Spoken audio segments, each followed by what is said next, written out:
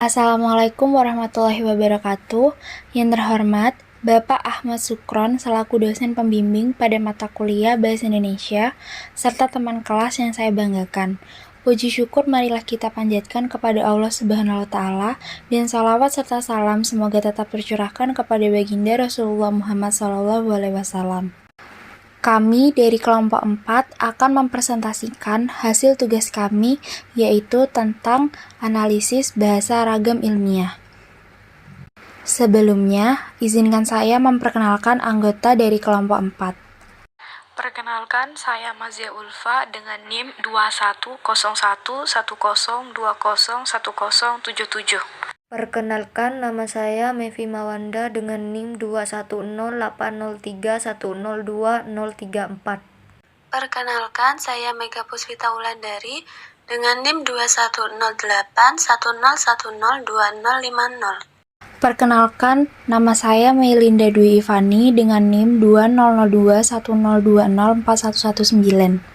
Perkenalkan, nama saya Muhammad Iqbal Ramadan dengan NIM 2109031011073.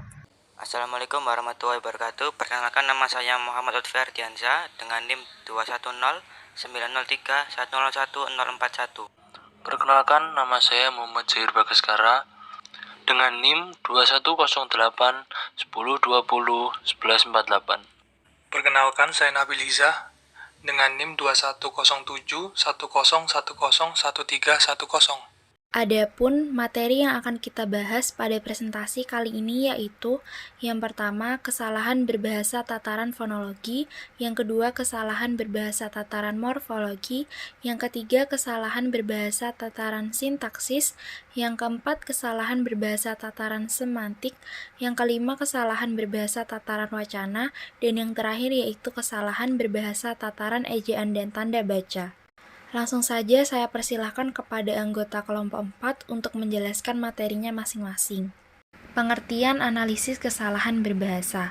Analisis kesalahan berbahasa merupakan sebuah metode prosedural yang digunakan untuk menganalisis dan menyunting serta menemukan penyebab kesalahan bahasa tersebut. Ellis dalam Tarigan dan Jago pada tahun 1990 mengungkapkan bahwa analisis kesalahan berbahasa ialah suatu prosedur yang digunakan oleh para peneliti dan para guru, yang meliputi pengumpulan sampel, pengidentifikasian kesalahan yang terdapat dalam sampel, penjelasan kesalahan tersebut, pengklasifikasian kesalahan itu berdasarkan penyebabnya, serta pengevaluasian atau penilaian taraf keseriusan kesalahan. Analisis kesalahan berbahasa dalam dilakukan secara metodologis melalui prosedur yang ilmiah. Kesalahan berbahasa terjadi dalam penggunaan bahasa di berbagai tataran kebahasaan berdasarkan kaidah berbahasa yang baik dan benar. Kesalahan berbagai tataran kebahasaan tersebut meliputi ejaan dan tanda baca, fonologi, morfologi, sintaksis, semantik, wacana, ejaan, dan tanda baca. Kesalahan berbahasa tataran fonologi. 1. Perubahan fonem. Perubahan fonem vokal, misalnya penasihat menjadi penasehat, disebabkan oleh pengaruh bahasa Jawa. Perubahan fonem konsonan, misalnya izin menjadi izin, zaman menjadi zaman. Perubahan fonem pada singkatan, misalnya BBM atau BBM menjadi BBM atau BBM, disebabkan pengaruh pelafalan dalam bahasa Inggris. 2. Penghilangan fonem. Penghilangan fonem lokal, misalnya majelis menjadi majlis, dikarenakan penghilangan satu atau lebih fonem pada tengah kata atau zeroisasi sinkop. Penghilangan fonem konsonan, misalnya tahu menjadi tahu, tahun menjadi tahun, kasih menjadi kasih, atau zeroisasi apokop atau penghilangan fonem pada akhir kata. Kesalahan berbahasa tataran morfologi. 1. Kesalahan dalam afikasi atau pengimbuhan kata. Salah menentukan bentuk dasar, contoh produksi yang ia kelola. Jika tidak memahami bentuk dasar, kata kelola dapat beranggapan bahwa kelola berasal dari kata lola yang mendapatkan prefiks ke. Fenom yang luluh tidak diluluhkan, contoh mensapu harusnya menyapu. Fenom yang tidak luluh diluluhkan, contoh memfitnahnya harusnya memfitnahnya. 2. Kesalahan dalam reduplikasi atau pengulangan kata. Kesalahan dalam menentukan bentuk dasar yang diulang. Contoh, mengorek-korek harusnya mengorek-ngorek. Bentuk dasar yang tidak tepat. Contoh, tangan kanan mafia harusnya tangan kanan mafia. Menghindari pengulangan yang terlalu panjang.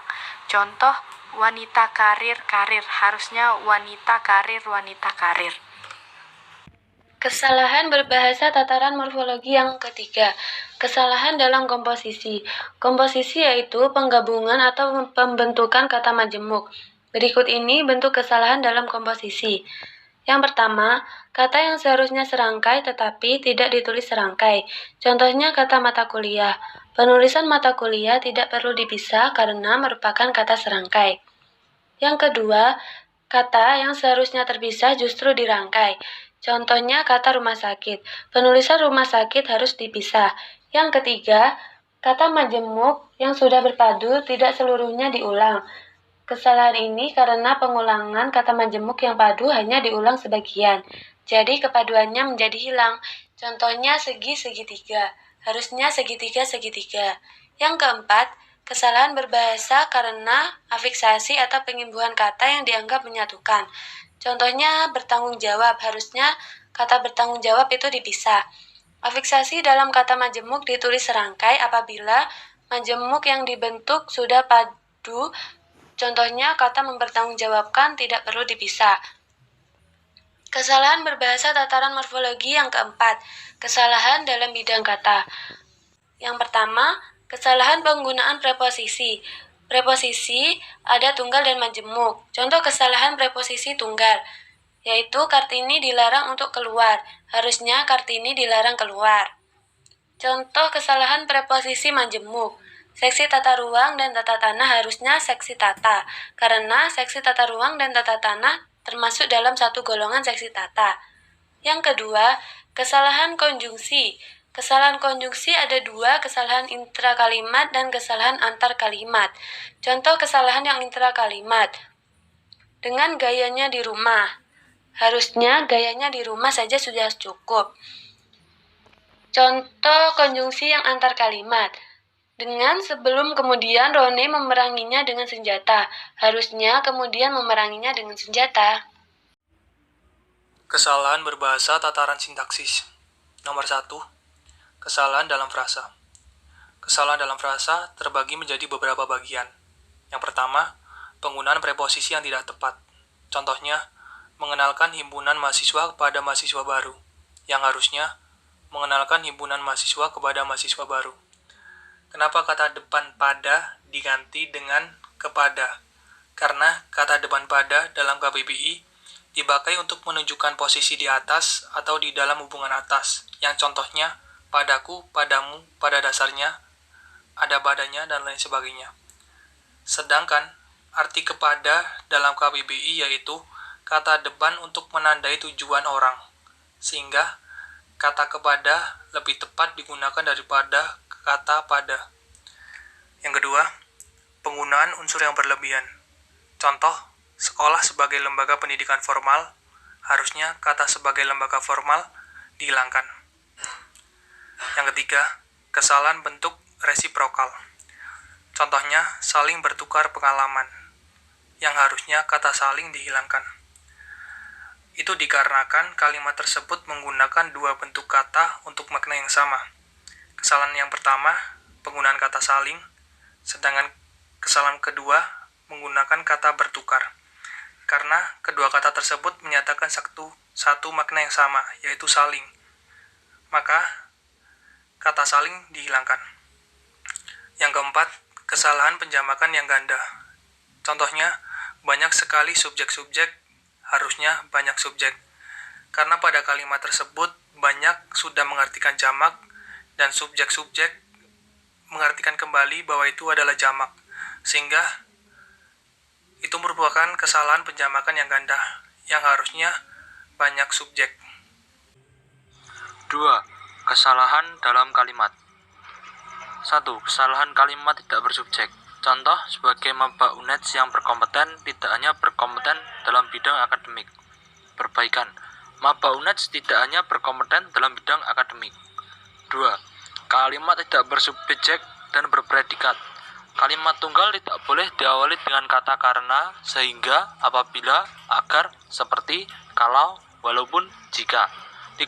Penggunaan kata tanya tidak perlu. 4. Kalimat ambigu. 5. Kalimat tidak logis. Dan 6. Penggunaan konjungsi yang berlebihan. Saya akan menjelaskan tentang kesalahan berbahasa tataran semantik. Ada 4, yaitu yang pertama, gejala hiperkorek. Contoh, dikarenakan sebuah hutang, dua pemuda terlibat cekcok. Harusnya hutang menjadi utang. Yang kedua, gejala pleonasme. Contoh, dia hanya minum saja. Harusnya dia minum. Yang ketiga, pemilihan kata atau diksi yang tidak tepat. Contoh, jam 8 harusnya pukul 8. Yang keempat, ambiguitas. Contoh, meja hijau harusnya pengadilan. Di sini saya akan menjelaskan tentang kesalahan berbahasa tataran wacana. Yang pertama, tidak ada balasan. Contoh, kami telah melakukan berbagai inovasi dalam bidang green industry. Kami menerapkan teknologi atap hijau dengan memanfaatkan tanaman sebagai atap rumah. Kami berpikir bahwa teknologi atap hijau dapat mengurangi polusi udara. Kami juga beranggapan bahwa atap hijau mampu mengurangi dampak pemanasan global. Perbaikannya, kami telah melakukan berbagai inovasi dalam bidang green industry. Penerapan teknologi atap hijau merupakan salah satu bentuk inovasi tersebut dalam memanfaatkan tanaman sebagai atap rumah. Kami berpikir bahwa teknologi tersebut dapat mengurangi polusi udara. Selain itu, atap hijau dianggap mampu mengurangi dampak pemanasan global. Yang kedua, terdapat kalimat sumbang. Kalimat sumbang yaitu kalimat penjelas dalam paragraf yang tidak mendukung kalimat utama. Contoh paragraf yang mengandung kalimat sumbang. Error adalah jenis kesalahan berbahasa yang dikarenakan penutur atau penulis mengalami ketidakfahaman terhadap kaidah bahasa yang digunakannya. Kesalahan berbahasa terjadi karena penulis atau penutur hanya menguasai bahasa daerah atau bahasa pertamanya saja. Dalam konteks ini, kesalahan berbahasa dilakukan dengan sengaja dan tanpa disadari karena penutur atau penulis tidak memahami kaidah bahasa yang benar. Dalam paragraf tersebut terdapat kalimat sumbang pada kalimat kesalahan berbahasa terjadi karena penulis atau penutur hanya menguasai bahasa daerah atau bahasa pertamanya saja.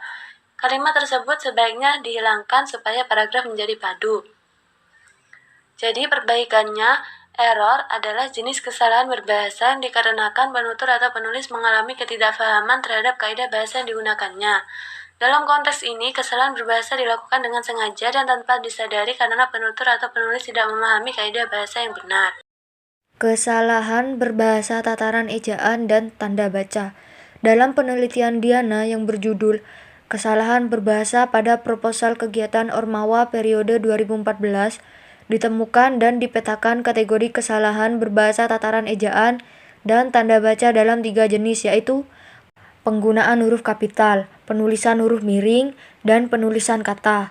Contoh, Gemapita FKIP Universitas Jember harusnya Gemapita FKIP Universitas Jember.